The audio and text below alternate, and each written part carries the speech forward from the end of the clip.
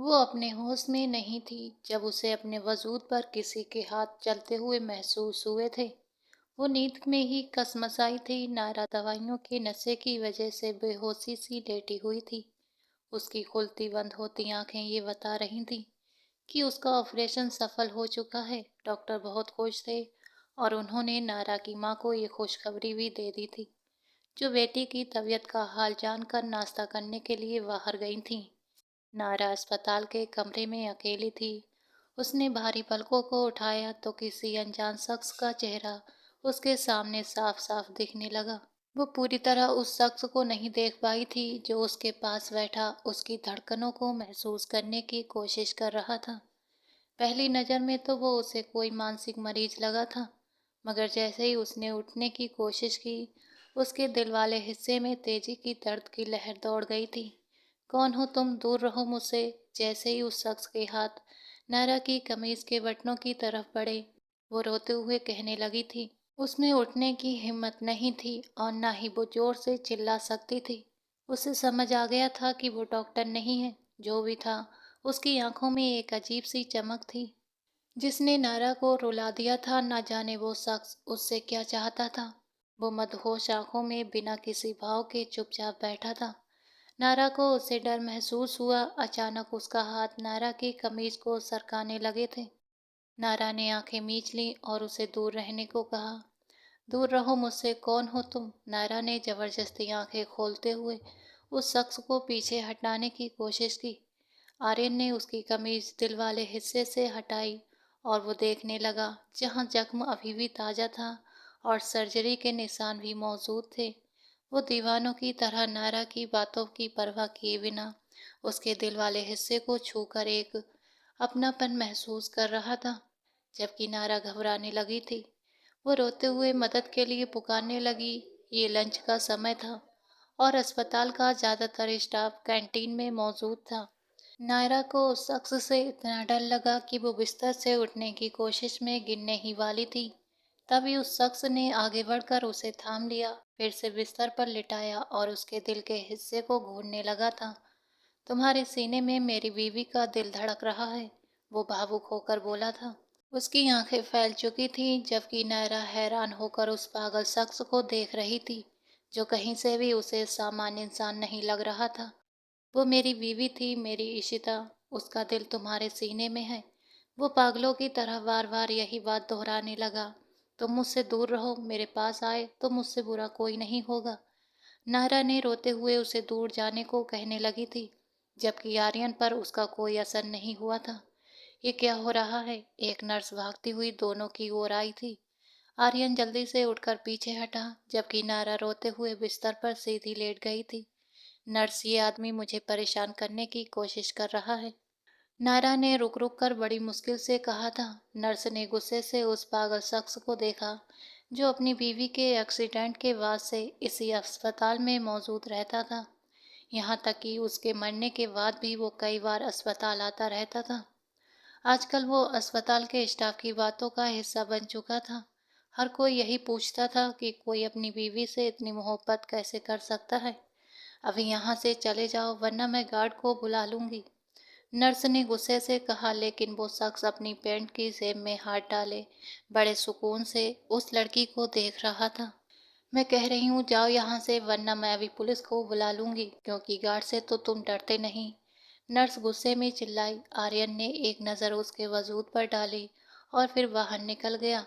उसे जल्द ही डॉक्टर से बात करनी थी। उसे लगा था कि जब इशिता का दिल नायरा को मिल जाएगा तो इशिता की मौत के बाद भी वो उसे अपने पास महसूस कर सकेगा। मगर अब वो लड़की उसके करीब आने से इतनी घबरा गई थी कि उसे उसकी मोहब्बत को भी हरासमेंट का नाम दे दिया था। डॉक्टर, मुझे आपसे बात करनी है। डॉक्टर विवेक, जो अभी लंच करके अपनी केबिन की ओर जा रहे थे, आर्यन की बात सुनकर चौंक गए। आप यहाँ अस्पताल में, सब ठीक तो है? आइए बैठकर बातें करते हैं। डॉक्टर विवेक ने उसे अपने केबिन में आने का इशारा किया और खुद आगे बढ़ गए। आर्यन उनके पीछे पीछे चलने लगा। सर, सब ठीक है ना? डॉक्टर विवेक ने नरमी से पूछा और एक नज़र आर्यन पर डाली थी, जो सिर झुकाए एक हाथ जेब में डाले न जाने क्या सोच रहा था। मुझे अपनी बीवी का दिल वापस चाहिए, आर्यन ने बेरहमी से कहा था और डॉक्टर की ओर देखने लगा था। डॉक्टर विवेक हैरानी से उसका चेहरा देखने लगे थे। उन्हें यकीन नहीं हो रहा था कि एक समझदार और पढ़ा लिखा आदमी ऐसा कह सकता है। सर, आपकी तबीयत तो ठीक है? डॉक्टर ने हैरान होकर पूछा, क्योंकि कोई सामान्य इंसान ऐसी बातें कर ही नहीं सकता। आपने कहा था कि मेरी बीवी तो मर चुकी है और उसके मरने के बाद मैं उसे महसूस कर सकूंगा। इसलिए मैंने उस लड़की को अपनी बीवी का दिल देने की इजाज़त दी, ताकि उसकी सर्जरी हो सके और वो बच जाए। वो बच तो गई है, लेकिन अब वो मुझे अपने करीब नहीं आने दे रही। मुझे मेरी इशिता को महसूस नहीं करने दे रही। वो रोते हुए हाथों के इशारे से डॉक्टर को सब समझाने लगा था। उस पागल शख्स को देखकर डॉक्टर विवेक ने अपना सिर पकड़ लिया। देखिए, उस लड़की की अभी अभी सर्जरी हुई है, और जहाँ तक बात है कि वो आपको अपने करीब नहीं आने दे रही, तो ये तो एक आम बात है। कोई लड़की किसी अजनबी मर्द को अपने पास कैसे आने दे सकती है? डॉक्टर विवेक ने बहुत प्यार से समझाया। आर्यन, जो गुस्से में डॉक्टर को घूर रहा था, उसके हाथ पांव बुरी तरह से कांपने लगे थे। इशिता की मौत ने उस पर गहरा असर डाला था। उसकी मानसिक हालत बुरी तरह से प्रभावित हो चुकी थी। डॉक्टर, मुझे नहीं पता, मुझे तो बस अपनी बीवी का दिल वापस चाहिए। आर्यन ने नम आंखों से डॉक्टर की ओर देखा, जो हैरानी भरे चेहरे के साथ उसे देख रहे थे। अच्छा, तो मैं नारा के सीने से इशिता का दिल निकाल लूं, फिर उस दिल का आप क्या करेंगे? डॉक्टर ने शांति से उस शख्स को देखते हुए नर्म लहजे में पूछा था। कुछ पल के लिए वो घबरा गया। मैं उसे अपने पास रखूंगा, अपनी इशिता को अपने आसपास महसूस करूंगा, आर्यन ने भावुक आवाज में कहा था। लेकिन ये इंसान का दिल है, जो शरीर से निकलते ही धड़कना बंद कर देगा। आप उसे ज्यादा से ज्यादा कितने देर तक बाहर रख सकते हैं? विवेक ने सवालिया नजरों से उसकी ओर देखा। आर्यन ने नजरें झुका लीं और सोच में पड़ गया। ये जोश का नहीं, समझदारी से काम लेने का समय है, मिस्टर अयान शर्मा। आपको क्या लगता है, आप वो दिल अपने पास रख लेंगे? कुछ ही दिनों में वो सड़ जाएगा। विवेक ने सच्चाई बताते हुए उसे हालात समझाया था। लेकिन इशिता के याद ने उसे फिर से बेचैन कर दिया था। उसने अपना सिर पकड़ लिया और दबाने लगा था, जैसे फटने को तैयार हो। जब भी वो परेशान होता, उसके सिर में दर्द हो जाता था। तो फिर मुझे क्या करना चाहिए? आर्यन ने लाचार होकर डॉक्टर की तरफ देखा। अगर वो लड़की आपसे शादी करने को तैयार है, तो उससे शादी कर लीजिए। इस तरह आपका उस पर हक होगा और वो कभी आपको अपने पास आने से नहीं रोकेगी। विवेक ने बहुत प्यार से समझाया। वो डर रहा था कि कहीं आर्यन दूसरी शादी का बात पर गुस्सा न हो जाए, मगर वो चुप रहा। क्या वो मुझसे शादी कर लेगी? आर्यन ने उम्मीद भरी नजरों से पूछा। हाँ, वो मान जाएगी, मुझे पूरा यकीन है, क्योंकि उसके सीने में अब उसका अपना नहीं बल्कि तुम्हारी इशिता का दिल धड़क रहा है। विवेक ने समझाते हुए उसे नारा से शादी करने के लिए राजी करने की कोशिश की थी। अगर फिर भी उसने मेरी इशिता के दिल की धड़कन महसूस करने नहीं दी, तो फिर? ये कहते हुए आर्यन की आंखें आंसुओं से चमकने लगी थीं। डॉक्टर विवेक अपनी कुर्सी से उठकर उसकी ओर बढ़े, उसके हाथों को मजबूती से थामा और उसे शांत करने की कोशिश की, ताकि कोई बेहतर फैसला ले सके। जब तुम इशिता को अपने सामने देखते थे, तो क्या तुम्हारे दिल की धड़कनें तेज हो जाया करती थीं? विवेक ने सोचते हुए उसके हाव भाव पर नजर डाली। आर्यन गहरी सोच में डूब गया। हाँ, शादी के कितने सालों बाद भी जब मैं उसे देखता था, तो मेरा दिल तेजी से धड़कने लगता था। वो औरत सिर्फ मेरी बीवी नहीं थी, मेरी पूरी दुनिया थी। आर्यन ने रोते हुए अपनी आंखों से आंसू पोंछे। विवेक भी दुखी हो गया था। उसके मन में भी वही सवाल घूमने लगा जो अस्पताल का हर स्टाफ आपस में कर रहा था। आखिर कोई अपनी बीवी से इतनी मोहब्बत कैसे कर सकता है? तो फिर जब नायरा आपको देखेगी, तो उसके सीने में भी तो इशिता का ही दिल है। वो भी वैसे ही धड़केगा जैसे तुम्हारा धड़कता था। विवेक ने उसके दोनों हाथ अपने हाथों में लेकर उसे शांत करने की कोशिश की, क्योंकि उसके हाथ पांव कांपने लगे थे। घबराहट में उसने अपने नाखून तक चबाने शुरू कर दिए थे। ठीक है, फिर मैं नारा से शादी करने के लिए तैयार हूँ, बल्कि अभी इसी वक्त शादी होगी। आर्यन ने जल्दी से हाथ छुड़ाते हुए कुर्सी पीछे धकेली और वहां से जाने ही लगा था कि विवेक ने उसे पुकारा, मेरी बात सुनो। पहले तुम्हें उसकी माँ से बात करनी होगी, बल्कि मैं भी तुम्हारे साथ चलूंगा। विवेक ने घबराते हुए कहा। जब उसने देखा कि आर्यन इस तरह बौखलाया हुआ है, उन्हें डर था कि कहीं वो लड़की की बीमारी की परवाह किए बिना उसे कोई नुकसान न पहुंचा दे।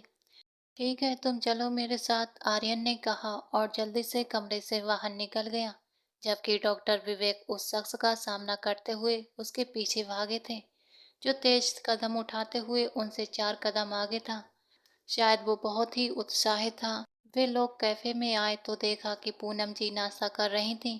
शायद उनके सिर में दर्द था। एक हाथ में चाय की प्याली थी, जबकि दूसरा हाथ से सिर दबा रही थी। मैं आपकी बेटी से शादी करना चाहता हूँ। आर्यन ने कुर्सी पर बैठते ही उस औरत के सामने ये बात कह दी थी। पूनम जी, जिनकी आंखें बंद थीं, तुरंत इस बात पर चौंक गई थीं। सामने मौजूद शख्स को देखा, जो उनकी मदद करने वाला था। ये क्या कह रहे हैं आप? पूनम ने हैरानी से आर्यन से सवाल किया था। उनका सिर दबाने वाला हाथ अब थम चुका था। मैं कह रहा हूँ, मैंने अपनी बीवी का दिल आपकी बेटी को दिया। मैं चाहता हूँ कि अब आप हमारी शादी करा दें, ताकि मेरी इशिता हमेशा मेरे पास रहे। आर्यन ने जोर देकर पूनम की तरफ देखा। इसका मतलब था कि वो अपने एहसान का बदला लेना चाहता था। ये संभव नहीं है। पूनम ने नजरें झुकाकर उठना चाहा, तो आर्यन गुस्सा हो गया। देखिए मैडम, मेरी बात सुनिए। विवेक ने जल्दी से आर्यन का हाथ थामा, ताकि वो गुस्से में चिल्लाने न लगे। जब से उसकी बीवी का निधन हुआ था, वो काफी चिड़चिड़ा हो गया था, और पिछले एक हफ्ते से डॉक्टर विवेक ही उसे संभाल रहे थे। आपकी बेटी खुश रहेगी, मैं आपको यकीन दिलाता हूँ, डॉक्टर विवेक ने कहा। उसमें वो हर खूबी है जो आप अपने दामाद में ढूंढती हैं। विवेक ने समझाते हुए पूनम को कुर्सी पर बैठने का इशारा किया। कुछ सोचते हुए वो फिर से उस कुर्सी पर बैठ गई थी, जहां से वो उठी थी। क्या दे सकता है ये मेरी बेटी को? पूनम ने जांचती नजरों से सामने बैठे शख्स को देखा था। उसकी शख्सियत काफी रौबदार थी, फिर भी पूनम उसके बारे में और जानना चाहती थी। आप नहीं जानती, ये बर्मा इंडस्ट्री के ओनर का बेटा है। करोड़ों रुपए की जायदाद का अकेला वारिस है, विवेक ने बताते हुए आर्यन शर्मा की दौलत के बारे में बताया था। क्योंकि कोई भी औरत अपने दामाद में सबसे पहले यही खूबी देखती है। इसके अलावा रूप में कोई कमी नहीं थी, न सूरत में और न शोहरत में। परिवार भी ज़्यादा बड़ा नहीं है, आपकी बेटी खुश रहेगी, और आप चाहें तो उसके माता पिता औपचारिक रूप से आपके घर रिश्ता लेकर आ जाएंगे। डॉक्टर विवेक ने आर्यन की तरफदारी करते हुए पूनम जी को मनाने की कोशिश की थी। वो सोचने पर मजबूर हो गई थीं। मैं सोचकर अपनी बेटी से पूछकर ही कोई फैसला कर सकती हूँ, मुझे थोड़ा समय चाहिए।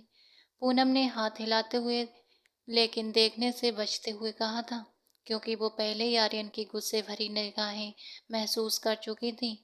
ठीक है, जितना समय लेना है ले लीजिए, मगर जवाब हाँ में ही होना चाहिए, आर्यन ने जोर से टेबल पर हाथ मारते हुए कहा, और वहां से निकल गया। सब लोग उसकी ओर देखते हुए घूर रहे थे, लेकिन उसे किसी की परवाह नहीं थी। वो गुस्से में बाहर निकल गया, जबकि डॉक्टर विवेक उसके पीछे दौड़े थे। अगर उस लड़की ने मुझे मना कर दिया डॉक्टर, तो मैं क्या करूँगा? मैं उसे किसी भी तरह पाकर ही रहूँगा, चाहे तरीका सही हो या गलत, मुझे उसकी कोई परवाह नहीं। आर्यन गुस्से में डॉक्टर विवेक से कहते हुए कैफे से बाहर निकल गया, जबकि डॉक्टर विवेक हैरान रह गए थे। वो जितना उसे समझा रहे थे, उल्टा वो उनसे उतना ही दूर हो रहा था। देखो आर्यन, जो भी फैसला करना है सोच समझ कर करना, तुम नायरा को कोई नुकसान नहीं पहुंचा सकते।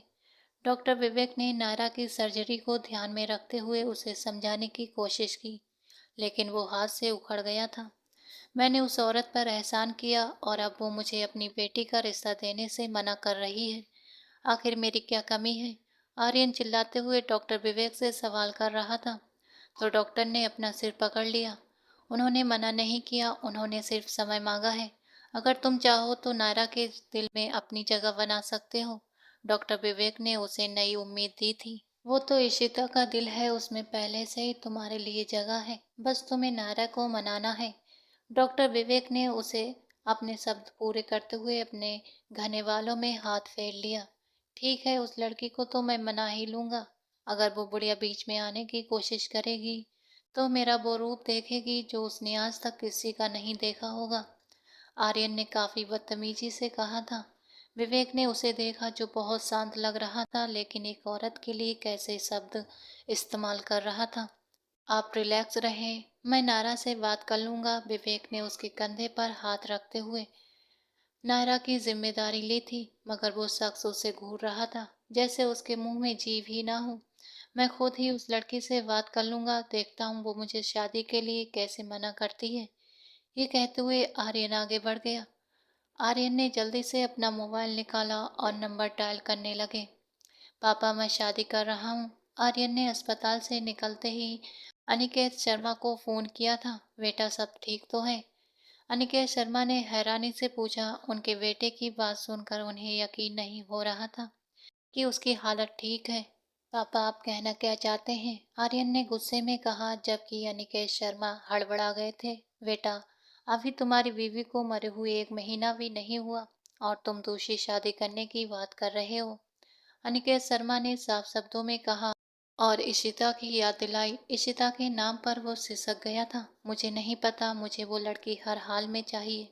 आर्यन ने जिद करते हुए अपने पापा पर नया आदेश जारी कर दिया था। अनिकेत शर्मा बेटे के बारे में सोच कर रह गए कि आखिर वो एक लड़की के लिए क्या क्या कर सकता है। तुम्हारी जिंदगी है कि कभी तुम इशिता से शादी करने के लिए पूरे परिवार से लड़ जाते हो और कभी किसी दूसरी लड़की से शादी करने के लिए अपनी पत्नी की चिता को भी ठंडा नहीं होने देते। कैसे इंसान हो तुम? अनिकेत शर्मा को गुस्सा आ चुका था। उन्हें बेटे से ये उम्मीद नहीं थी। कम से कम वो इशिता के मौत का दुख तो कम होने देते। उससे पहले ही वो दूसरी शादी करने की बात करने लगा था। उसके मुंह से इस बात की उम्मीद अनिकेत शर्मा को बिल्कुल भी नहीं थी। पापा, आप चाहें जो भी कह लें, उसके सीने में मेरी इशिता का दिल धड़क रहा है। अगर वो मेरी जिंदगी में आ गई तो मैं समझूंगा कि भगवान ने मेरी इशिता को मुझे वापस लौटा दिया है। वो नम होती पलकों के साथ अपने दिल के जज्बात को बयां करने लगा था, जबकि उसे एक शब्द भी बोलने नहीं दिया जा रहा था। वो इशिता की जगह किसी और को कैसे दे सकता था, मगर वो मजबूर था। उसे हर हाल में वो लड़की चाहिए थी। बेटे की भीगी हुई आवाज़ महसूस करके अनिकेत शर्मा को ऐसा लगा जैसे किसी ने उनका दिल मुट्ठी में दबोच लिया हो। उससे पहले वो कोई फैसला करते, उन्होंने बेटे की कही बात मानने का सोच लिया था। तुम्हारी शादी का फैसला हमने तुम पर छोड़ रखा है। दूसरी शादी करना चाहते हो? बेझिझक करो, बताओ क्या करना है। क्या उस लड़की के घर जाना है? अनिकेत शर्मा ने बहुत सारी बातें एक ही सांस में कह डाली थी। आर्यन के चेहरे पर मुस्कान रेंग गई थी। वो यही तो चाहता था, चाहे आप उसकी माँ को पैसे का लालच दें या फिर उसे किसी तरह ब्लैकमेल करें। मुझे वो लड़की हर हाल में मुझे अपने साथ चाहिए। ये कहकर आर्यन ने बस कुछ अनिकेत शर्मा पर छोड़ दिया था, जबकि वे हैरान रह गए कि उनका बेटा किस तरह की बातें करने लगा था। ठीक है, मैं तुम्हारी माँ से बात करता हूँ, बहुत जल्द हम ऊटी आएंगे। ये कहकर अनिकेत शर्मा ने कॉल काट दी थी, जबकि आर्यन मजबूत इरादों के साथ अस्पताल की तरफ बढ़ गया था। उसे हर हाल में नायरा को इस रिश्ते के लिए राजी करना था। अगर तुमने मुझसे शादी से इनकार किया तो ये जान लो, तुम्हारे सीने में जो दिल धड़क रहा है वो मेरी बीवी का है। इधर तुम इनकार करोगी, उधर मैं। अभी उसने बात भी पूरी नहीं की थी कि पूनम वहीं पहुंच गई थी। मैं उससे बात करती हूँ, हम सोच कर जवाब देंगे। आर्यन के गुस्से से डरते हुए पूनम ने बात को संभालने की पूरी कोशिश की थी। आप बीच में मत आओ, मैं अपनी नायरा से पूछ रहा हूँ, वो दीवानों की तरह चिल्लाते हुए पूनम जी को चुप करा गया था। तुम्हारे सीने में मेरी बीवी का दिल है और तुम मुझे इनकार नहीं कर सकती, समझी? वरना तुम जायज तरीके से नहीं मानी तो मेरे पास 100 और तरीके भी हैं। वो गुस्से से कहते हुए पुकारा था, जबकि नारा से हर उठी थी। मैं तुमसे शादी करने के लिए तैयार हूँ, मगर मेरी एक शर्त है। नायरा ने कुछ सोचते हुए दर्द को नजरअंदाज करते हुए उससे अपनी शर्त के बारे में बताया था। मुझे तुम्हारी हर शर्त मंजूर है। नायरा की शर्त बताने से पहले ही आर्यन ने उसे बीच में टोक दिया था। एक बार सोच लो, ये ना हो कि बाद में तुम मुकर जाओ। नायरा ने कुछ सोचते हुए उसे वार्निंग दी थी, मगर वो हाँ में सिर हिला गया था।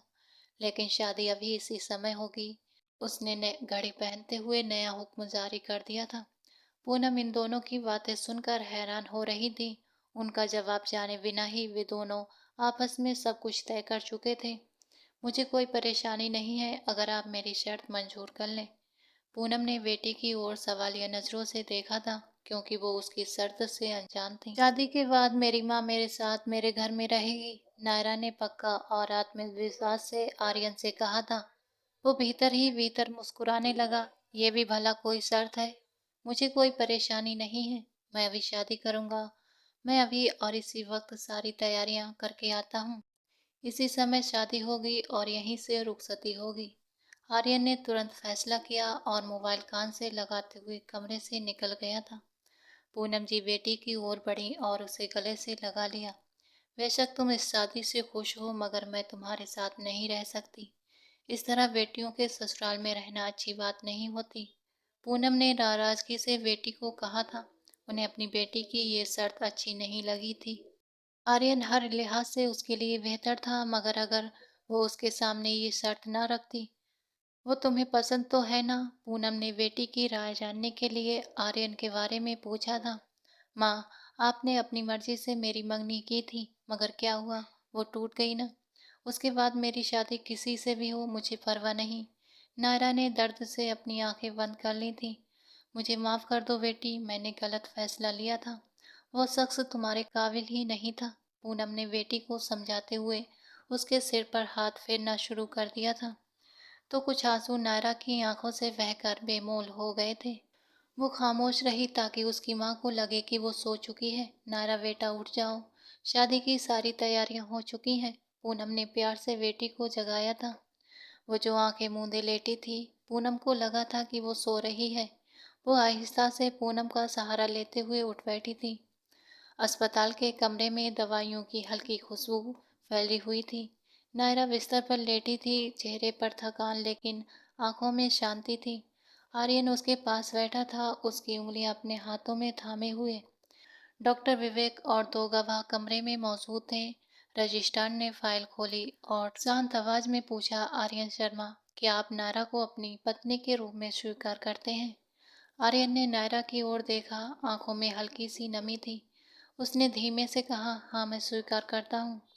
फिर रजिस्ट्रार ने नायरा से पूछा, नायरा, क्या आप आर्यन को अपने पति के रूप में स्वीकार करती हैं? उसने कांपती हुई आवाज में हाँ मैं स्वीकार करती हूँ। कमरे में कुछ पल के लिए सन्नाटा छा गया था। आर्यन ने आगे बढ़कर उसका माथा चूमा और दस्तखत कर दिए थे। नायरा ने मुस्कुराते हुए कलम उठाया और साइन कर दिए, जैसे उसकी जिंदगी की सबसे बड़ी राहत उसी पल में पूरी हुई हो। डॉक्टर विवेक ने पास आकर दोनों को आशीर्वाद दिया और मुस्कुराते हुए कहा, अब तो आप दोनों कानूनी तौर पर एक दूसरे के हो गए हैं। कमरे में हल्की मुस्कान और सुकून की लहर फैल गई थी। तुम्हारा बहुत शुक्रिया डॉक्टर, अगर तुम न होते तो शायद मैं जिंदगी में गलत फैसला कर चुका होता। आर्यन ने डॉक्टर विवेक को बाहों में पकड़ते हुए उसका शुक्रिया अदा किया था। कोई बात नहीं, अब दोस्ती में तो इतना तो कर ही सकता हूँ। डॉक्टर विवेक ने उसे गले लगाते हुए दोस्ती का इकरार किया था। आर्यन इशिता के मौत के बाद पहली बार दिल से मुस्कुराया था। रिसेप्शन में जरूर आना। आर्यन ने विवेक से दूर होते हुए उसे रिसेप्शन पर आने की दावत दी थी। वो मुस्कुराकर ओके का इशारा करते हुए कमरे से निकल गया था। कल तुम्हें अस्पताल से छुट्टी मिलेगी तो हम लोग घर के लिए रवाना होंगे। रिसेप्शन के बाद ही हम यहाँ ऊटी में वापस आएंगे। आर्य ने ये बताते हुए उसकी रिपोर्ट देखी थी, जो अभी अभी नर्स वहाँ रख कर गई थी। वो जो रोई हुई आंखें साफ करने में मशरूफ थी, आर्यन की बात को नज़रअंदाज कर गई। वो मेरी इशिता मुझे नज़रअंदाज नहीं करती थी, आर्यन ने जताती हुई नज़रों से एक बार फिर से उसे याद दिलाया था कि उसके सीने में इशिता का दिल धड़क रहा है। वो मैं दरअसल आराम करना चाहती हूँ। नायरा ने आर्यन की नज़रों से घबराते हुए आराम का कहकर उसे बाहर जाने को कहा था। वो उसे खूबखान नज़रों से देखता हुआ कमरे से निकल गया था। पूनम भी बेटी का फर्ज अदा करने के बाद सुकून से सोफे पर सो गई थी। एक दिन के बाद रुखसती के वक्त तो बहन के सिर पर भाई आशीर्वाद का हाथ रखकर उसे रुखसत करते हैं, तो मैं डॉक्टर विवेक से कहती हूँ वो ये रस्म अदा करेंगे। पूनम ने आंखें साफ करते हुए बेटी की तरफ देखा, जो रो रही थी। उसे आज अपना भाई बहुत ही याद आ रहा था। विवेक उसके चाचा का बेटा था। आंटी, आपने मुझे बुलाया और मैं हाजिर हो गया। डॉक्टर विवेक अचानक कमरे में दाखिल हुआ था। शायद वो दोनों माँ बेटी की बातें सुन चुका था और कहीं न कहीं वो खुद भी महसूस कर चुका था कि नायरा अपने भाई को याद कर रही है। इसलिए उसके भाई का फ़र्ज़ अदा करने के लिए वो चला आया था। आप लोग अपना सामान पैक कर लें, आर्यन भी पहुँचने वाला है। बस 15 मिनट में आप लोगों को यहाँ से निकलना होगा, क्योंकि मौसम के तेवर कब बदल जाएँ, इसका बिल्कुल भी अंदाज़ा नहीं होता। डॉक्टर विवेक खुश दिल होकर मुस्कुराते हुए उन्हें हिदायत दे रहे थे। पूनम ने उनके सिर पर हाथ फेरा और उसे हजारों दुआएं दे डाली थीं। चले आर्यन थोड़ा परेशान सा कमरे में दाखिल हुआ था। सामान उठाया और नारा को उठने में मदद करने लगा था। डॉक्टर विवेक ने कहा कि मैं अपनी बहन को कुछ तोहफा देकर विदा करना चाहता हूँ। विवेक जल्दी से अपने केबिन की तरफ भागा था। अस्पताल का ज्यादातर स्टाफ वहां जमा हो चुका था। पहली बार किसी दुल्हन की रुखसती अस्पताल से हो रही थी। सभी लोग हाथों में फूल की पंखुड़ियां लिए उसे अलविदा कह रहे थे। हजारों दुआओं के सहारे वो अस्पताल से रुखसत कर दी गई थी। शर्मा विला पहुंचते ही पूनम जी ने हैरान होकर उस बंगले को देखा था और अपनी बेटी की किस्मत पर रश्क किया था। माँ, इनसे मिलिए, ये हैं पूनम जी, नायरा की माँ, और ये है मेरी बीवी नायरा। इसके सीने में मेरी इशिता का दिल धड़क रहा है, वो जोश से अपनी माँ को बताने लगा था। जबकि उर्वशी शर्मा ने जांचती नजरों से बहू को देखा था। बाहरी तौर पर तो वो बहुत प्यारी थी, मगर उसमें सबसे बड़ी कमी उसके दिल की बीमारी थी। फिलहाल उर्वशी शर्मा ने उसे नजरअंदाज किया, उसका हाथ पकड़ा और अंदर कमरे में ले आई थी। आज तुम्हारा इस घर में पहला दिन है। उम्मीद करती हूँ कि तुम जल्दी ही यहाँ सबके बीच घुल मिल जाओगी। ये तो नहीं कहती कि मेरा बेटा इशिता को भुलाकर तुम्हारे साथ एक अच्छी जिंदगी बिताएगा, क्योंकि इशिता के बारे में वो इतना जुनूनी था, तुम कभी भी नहीं समझ पाओगी। उसे इशिता से मोहब्बत नहीं, इश्क था। मैं चाहती हूँ कि तुम उसके दिल में जगह बनाओ ताकि मेरा बेटा उस गम से निकल आए। अब तुम ही उसे उस दर्द से निकाल सकती हो। उसकी मौत के बाद वो नशा भी करने लगा है, सारी सारी रात घर से गायब रहता है। मुझे उम्मीद है कि तुम मेरी साथ दोगी दोगी ना। उर्वशी शर्मा ने हाथ आगे बढ़ाकर बहू से साथ मांगा तो नायरा ने मुस्कुराते हुए अपना हाथ सास के हाथ में रख दिया था। वो इतनी अच्छी होंगी ये उसे यकीन ही नहीं आ रहा था। आंटी, मैं आपकी उम्मीदों पर पूरी उतरने की कोशिश करूंगी, लेकिन मुझे नहीं लगता कि आर्यन कभी भी इशिता को भूल पाएंगे। मैंने इशिता को नहीं देखा, मगर जिस तरह वो इशिता का जिक्र करते हैं, मैं कभी भी वो मुकाम हासिल नहीं कर पाऊंगी। नायरा ने ये कहते हुए सिर झुका लिया था। पूनम को अफसोस हुआ कि उन्होंने अपनी बेटी की शादी ऐसे शख्स से करवाई जो उसे अधूरी जिंदगी देने वाला है। भगवान पर पूरा यकीन रखो, वो दिलों को बदल देने वाला है। तुम उससे प्रार्थना करना, देखना वो सबसे अच्छा बेहतर करने वाला है। तुम्हारे हक में भी बेहतर से बेहतरीन करके देगा। उन्होंने नायरा का हाथ अपने दोनों हाथों में थामते हुए उसे एक नई उम्मीद दे दी थी। वो नए हौसले के साथ उनके गले लग गई थी। अच्छा, कल रिसेप्शन में कौन सा जोड़ा पहनोगी? उर्वशी शर्मा ने सरसरी अंदाज में मोबाइल खोलते हुए बहू को अलग अलग तस्वीरें दिखाई थी। तुम्हारी तबीयत ठीक नहीं है, तुम ज्यादा बाहर मत जाओ, मैं तुम्हें तस्वीर दिखा देती हूँ। वहां जाकर मैं वही सूट उठा लूंगी जो तुम्हें पसंद आएगा। उन्होंने नरमी से बहू के चेहरे पर आए वालों को उनके कान के पीछे किया था। नायरा को उर्वशी शर्मा से बहुत अपनापन महसूस हुआ था। वो कहीं से भी उसकी सास नहीं लग रही थी, बल्कि माँ से भी ज्यादा फिक्र करने वाली लग रही थी। काफी देर तक वे दोनों बातें करती रहीं। जैसे ही वे दोनों कमरे से गईं, नायरा जल्दी से बिस्तर पर लेट गई थी। उसे घबराहट सी हो रही थी और सीढ़ियाँ चढ़ने की वजह से दिल में अजीब सा दर्द उठ रहा था। वो जैसे ही लेटी, कमरे का दरवाज़ा बंद होने की आवाज़ ने उसे जगा दिया था। वो जल्दी से उठकर सामने मौजूद शख्स को देखने लगी थी, जिसने इतनी जोर से दरवाज़ा बंद किया था कि वो नींद में डर गई थी। लाइट ऑफ करते हुए वो हल्की रोशनी में कमीज उतारते हुए उसकी तरफ बढ़ रहा था। आज तो वो उसके सामने कोई रोक टोक भी नहीं कर सकती थी। शर्म से उसने सिर झुका लिया था और वहां से जाने ही लगी थी कि आर्यन ने उसका हाथ थाम लिया था।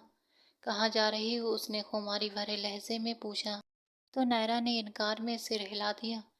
जैसे जैसे वो उसके करीब बढ़ रहा था, वो पीछे की ओर कदम लेने लगी थी। आखिरकार वो बिस्तर से जा लगी और वो उस पर झुक चुका था। मुझसे दूर रहो, वो रोती हुई आवाज में कहने लगी थी। तो आर्यन के तेवर बदल गए, मगर फिर उसने उसके इस जुमले को नजरअंदाज कर दिया था। उसके हाथ तेजी से हरकत करने लगे थे और नायरा की कमीज उतारने लगे थे। खौफ के मारे वो आंखें बंद किए लेटी रही। अपने पहलू में नायरा को लेटे हुए देख वो उसके दिल के मुकाम को हाथ से छूने लगा था। उसे ऐसा महसूस हुआ जैसे इशिता उसके पास हो। तुम्हारे सीने में मेरी इशिता का दिल है, ये कहकर उसने इशिता के धड़कते दिल पर अपने होंठ रख दिए थे। वो सिसक कर रह गई थी। उसने मजबूती से चादर थाम ली थी। आंखों से कुछ आंसू बेकरार होकर नीचे गिर गए थे। आंखें उसने मजबूती से बंद कर रखी थी, जबकि होंठ भींचे हुए थे। उसके चेहरे के ये जज्बात देख कर भी आर्यन पर कोई असर नहीं हुआ था। वो लगातार उसके दिल पर होठ रखे हुए था। मैं नहीं जानता तुम कौन हो, कहाँ से आई हो, मगर तुम मुझे कम वक्त में बहुत ज्यादा प्यारी हो गई हो। क्योंकि मुझे लगता है कि मेरी बीवी मेरे पास है। तुम खूबसूरत हो, मगर तुम्हें सबसे खास तुम्हारा दिल बनाता है। वो ना तो उसके वजूद को नकार रहा था, ना ही उसे ठुकरा रहा था।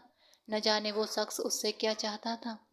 वो अब उसकी बीवी बन चुकी थी। उसे किसी और का जिक्र पसंद नहीं आ रहा था, मगर उसे इजहार की इजाज़त नहीं थी। उस औरत पर जायज़ हक हासिल करने के लिए मैंने 5 साल इंतज़ार किया था। वो खुद ही इशिता के बारे में बताने लगा। उसका ताल्लुक जोशी फैमिली से था, जबकि हम शर्मा थे। हमारा रिश्ता होना नामुमकिन में से था, मगर जब मैंने खुदकुशी करने की कोशिश की तो पापा ने अपने रिश्ते इस्तेमाल किए और यूं हमारी शादी हो गई। आर्यन ने खुदकुशी का जिक्र करते हुए हल्के से मुस्कुराया था, जो आज उसे बेवकूफ़ी लगती थी, क्योंकि वो सब झूठ था। वो तो बस अपने माँ बाप को डराना चाहता था कि अगर वो शादी के लिए नहीं माने तो वो कुछ भी कर सकता है। तुमने मुझे अपने बारे में कुछ नहीं बताया। वो उसके दिल के पास सिर रखकर उसकी धड़कन महसूस कर रहा था, जो उसे सुकून दे रही थी। वो कितने दिनों से इस धड़कन को सुनने के लिए बेचैन था। आज उसकी बेचैनी को चैन मिला था। मेरे पापा रिटायर आर्मी ऑफिसर थे। उनका एक्सीडेंट हुआ और वो हमें छोड़कर चले गए। मेरे भाई ने आर्मी ज्वाइन कर ली और उसने भी शहादत का रुतबा हासिल किया था। उन दोनों के बाद हम दोनों अकेले रह गए। फिर मेरे दिल ने काम करना छोड़ दिया और डॉक्टर ने अर्जेंट दिल की सर्जरी बताई थी। सर्जरी के बाद मैं आपके सामने हूँ। नायरा ने अपना छोटा सा परिचय करवाया था। तुम जो भी हो, मुझे फर्क नहीं पड़ता। मुझे तो बस इस दिल से फर्क पड़ता है जो उसके दिल के पास सिर रखे किसी बच्चे की तरह बोला था। नायरा उसका वजन बर्दाश्त नहीं कर पा रही थी, मगर वो खामोश रही। बोलने की वजह से वो हाँफ रही थी। उसकी बिगड़ती हालत देखकर वो जल्दी से दूर हुआ। फौरन से उसे कमीज पहनाते हुए उसने लाइट ऑन की कि कहीं उसे कुछ हो न जाए। नायरा की सांसें तेज चल रही थी। उसे बहुत परेशानी हो रही थी। आर्यन ने जल्दी से जग की तरफ भागा, पानी भरकर लाया और उसके होठों से लगा दिया। पानी पीने के बाद उसकी तबीयत कुछ संभल गई थी। आर्यन को शर्मिंदगी ने घेर लिया कि वो उस लड़की की बीमारी की परवाह किए बिना सिर्फ अपने बारे में सोच रहा था। वो इतना खुदगर्ज तो नहीं था। मुझे माफ कर देना, मैं जज्बात में बह गया था। आर्यन ने सिर झुकाते हुए चप्पल पहनी और वहां से निकल गया, जबकि नायरा उस समय उस हालत में नहीं थी कि कुछ कह पाती। वो खामोशी से फिर से लेट गई। उसकी सांसें अब भी बेकाबू हो रही थीं। वो कमरे से जा चुका था, मगर फिर भी वो उसकी मौजूदगी को अपने आसपास महसूस कर रही थी। उसे नहीं पता था कि आखिर वो इस शख्स के सामने इतनी बेबस कब से हो गई थी कि वो इतना कुछ करता रहा और वो चुपचाप उसकी बातें सुन रही थी। शायद ये सब इशिता के दिल का कमाल था, जिसकी वजह से वो उसे खुद से इतना करीब होने से रोक नहीं पाई थी। भाभी जी, अभी आपकी पहली बहू को गुजरे हुए 1 महीना भी नहीं हुआ और आपने अपने बेटे की दूसरी शादी करवा दी। उर्वशी शर्मा की ननद ने तंज कसते हुए सवाल किया था। आज रिसेप्शन था, इसलिए बहुत से लोग जमा थे। हर तरफ गानों की आवाजें गूंज रही थीं और लोग आपस में फुसफुसा रहे थे कि इस लड़के को जरा भी अपनी बीवी की मौत का गम नहीं है। बीवी के गुजरते ही उसने दूसरी शादी कर ली। हमारे लिए दोनों बराबर हैं और नायरा के सीने में इशिता का दिल है। वो हमारे लिए इशिता ही है। सबसे अहम बात यह है कि मेरा बेटा इस शादी में खुश है तो हम भी खुश हैं, हमें दूसरों की परवाह नहीं कि कौन हमारे बारे में क्या सोचता है। उर्वशी शर्माना चाहते हुए भी सख्ती से कहा था। रिसेप्शन के वक्त वो पूरे समय इन्हीं सवालों के जवाब देती रही और रिसेप्शन के बाद जब सब लोग थके हारे घर लौटे तो आर्यन ने आते ही सामान पैक किया, क्योंकि उन्हें ऊटी के लिए निकलना था। नायरा ने बहुत कोशिश की कि उसकी माँ भी साथ चले, मगर उर्वशी शर्मा ने उन्हें रोक लिया, क्योंकि कमबख्त में ही उन दोनों के बीच अच्छी मानसिक समझ बन चुकी थी। किसी तीसरे की मौजूदगी उनके बहू बेटे को करीब आने में रुकावट ना बने, इसलिए वो उन्हें वक्त देना चाहती थी। उर्वशी शर्मा, आपने बिल्कुल ही सही फैसला किया। मैं खुद अपने घर जाना चाह रही हूँ। मेरे भाई ने मुझे अपने पास बुलाया है। इस तरह बेटी के ससुराल में रहना बहुत अजीब लगता है। ये मुझे रास्ते में छोड़ देंगे। उर्वशी शर्मा को गले लगाते हुए पूनम जी ने अपना फैसला सुनाया था। फिर वो तीनों ऊटी के लिए निकल गए थे। रास्ते में पूनम को उनके मायके छोड़ने के बाद दोनों ऊटी की राह ली थी। पूरा सफर खामोशी से कटा। कई बार नायरा की तबीयत बिगड़ी तो आर्यन ने उसका बहुत ध्यान रखा। वो लड़की अब इशिता की वजह से उसके लिए अहमियत रखती थी, वरना वो इशिता के साथ बहुत वफादार था। वो उसके साथ किसी और को जोड़ने का सोच भी नहीं सकता था। अब भी वो लड़की उसके लिए नायरा नहीं बल्कि इशिता थी। उसने उसे नायरा बुलाने की बजाय इशिता कहना शुरू कर दिया था।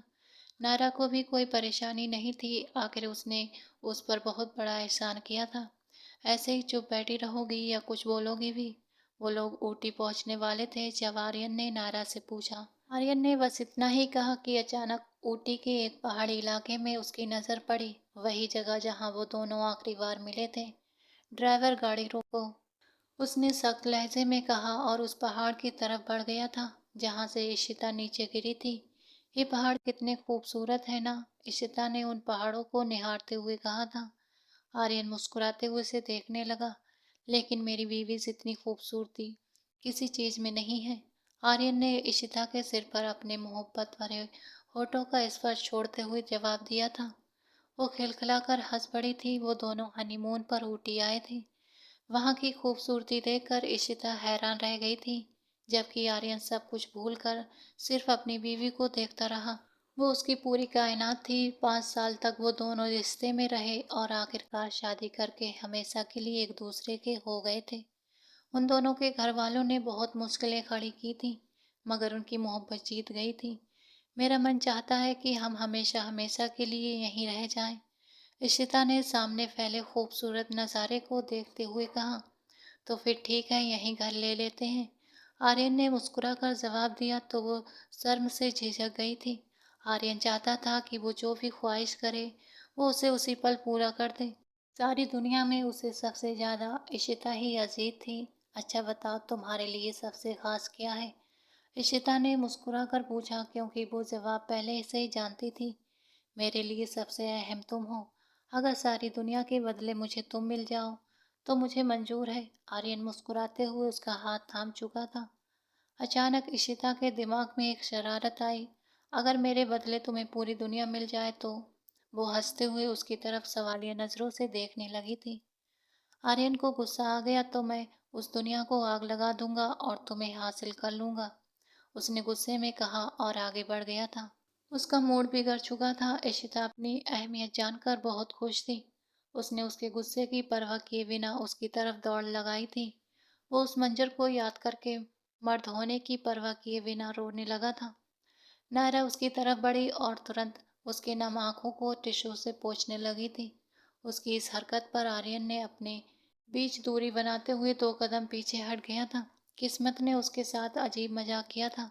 उसने हमेशा के लिए इशिता का साथ मांगा था, मगर अब उसके पास नायरा खड़ी थी। उसने कहा था कि वो मुझे छोड़कर कभी नहीं जाएगी।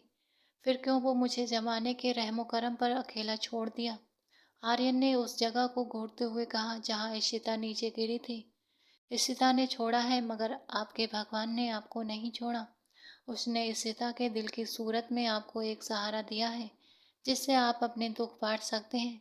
नायरा ने अपने दिल का जिक्र करने की बजाय इशिता के दिल की बात की थी, तो आर्यन उसकी समझदारी पर मुस्कुरा दिया।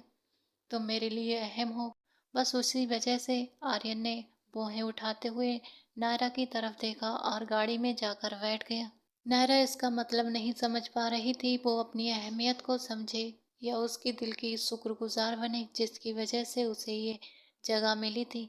उसने सिर झटकते हुए आखिरी बार उस जगह को देखा जहां आर्यन का अतीत दफन था और फिर गाड़ी में जाकर बैठ गई जहां आर्यन उसका इंतजार कर रहा था। ये जगह कितनी खूबसूरत है, नायरा ने बाहर देखते हुए कहा। हाँ बिल्कुल तुम्हारी तरह, आर्यन ने अनजाने में जवाब दिया। फिर इशिता की बजाय सामने नायरा को देखकर झेप गया था।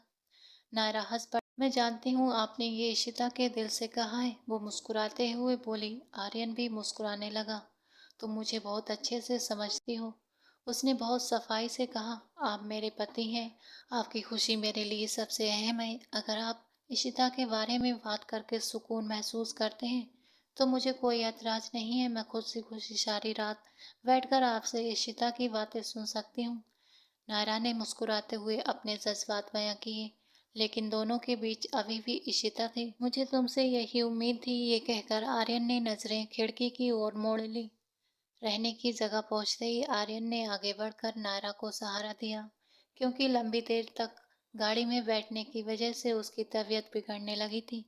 थोड़ा आराम कर लो, फिर मैं तुम्हें डॉक्टर के पास ले जाऊंगा। बल्कि ऐसा करूंगा कि डॉक्टर विवेक को ही बुला लूंगा।